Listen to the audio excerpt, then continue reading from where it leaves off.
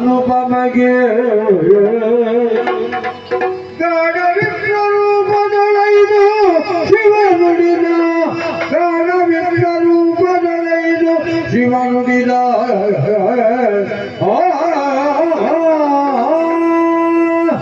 ಮಾನವರಾಗಿ ಜನಿಸಬೇಕಾದರೆ ಯೋಗವೂ ಬೇಕು ಭಾಗ್ಯವೂ ಬೇಕು. ಪರ್ವತರಾಜನ ಮಗಳು ನಾನು. ಪಾರ್ವತಿ ಎಂಬ ಶುಭನಾಮಧೇಯವನ್ನು ಕೊಟ್ಟವರಿದ್ದಾರೆ.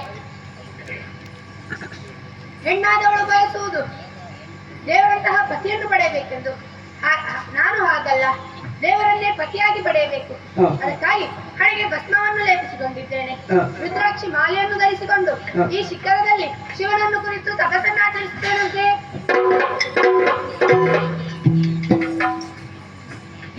ರಘುಪತಿ ರಾಘವ ರಾಜಾರಾಮ ಪತಿತ ಪಾವನ ಸೀತಾರಾಮ. ರಘುಪತಿ ರಾಘವ ರಾಜಾರಾಮ ಪತಿತ ಪಾವನ ಸೀತಾರಾಮ.